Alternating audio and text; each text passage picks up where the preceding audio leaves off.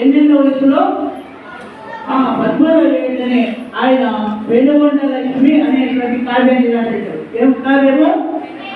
వెనుగొండ లక్ష్మి. మన 12 అయితే వెనుగొండ లక్ష్మి రాశాడు.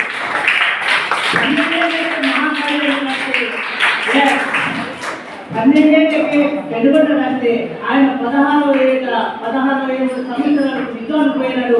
అదే పుస్తకం ఆయన టెక్స్ట్ బుక్ అయింది. పుట్టుమట్టి నారాయణ ఆయన రాసిన పుస్తకమే ఆయన టెక్స్ట్ బుక్ అయింది. అందులో ఆయన ఫైల్ అయినాడు.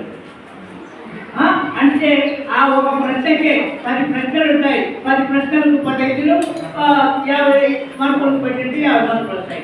కానీ ఒక ప్రశ్నకే ఆయన మొత్తం 3 గంటలు ఆయన రాసిన కావ్యం మీద అందుచేత ఆ కావ్యాన్ని సంపూర్ణంగా రాసేసి ఆ కావ్యాన్ని గురించి రాయడం వల్ల, ఒక ప్రశ్న మీద రాయడం వల్ల ఆయన ఫైల్ అయినాడు.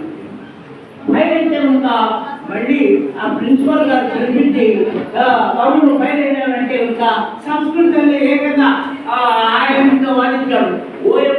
ఇంత ఇంత నేర్చుకుంటా మాట్లాడలేదు.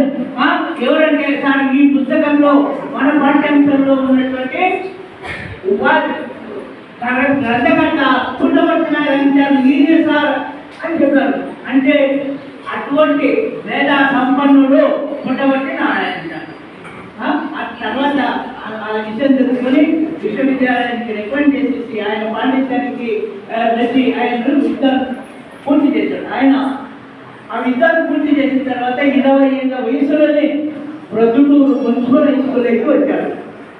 ఇక్కడ ఈ ఎదురుగా ఉన్న మున్సిపల్ స్కూల్లో ఇక్కడే పనిచేస్తూ ఆయన శివాలయం దగ్గర శివునికి రోజు 40 ప్రదక్షిణలు చేస్తూ 45 రోజులు మండల తీసేస్తారు. మండలం అంటే 45 రోజులు చేస్తారు. అట్లా 45 రోజులు చేస్తూ శివతాండవము అనేటువంటి కావ్యాన్ని రచించాడు. ఏ కావ్యము? శివతాండవము. అటువంటి శివతాండవం రాసిన కావ్యము అనేక భాషల్లో ప్రసిద్ధమైంది. జర్మన్ భాషలో కూడా అది ముద్రింపబడింది. అటువంటి మహానుభావుడు ఎన్ని కావ్యాలు రాశాడంటే 150 కావ్యాలు రాశాడు. ఎన్ని కావ్యాలు? ఈ కావ్యాలలో సార్ 27 పుస్తకాలు రాసినందుకు గొప్పగా అనుకుంటున్నాం. ఆయన 150 కావ్యాలు రాసినాడు. అటువంటి అద్భుతమైన మహోన్నతమైనటువంటి పురుషుడు. అటువంటి వాళ్ళందరూ మనకు ఆదర్శప్రాయులు. ఆయన నాకు గురువు.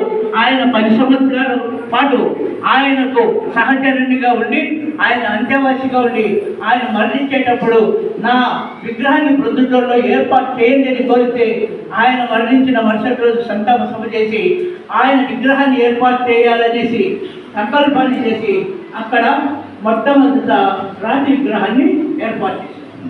తర్వాత 2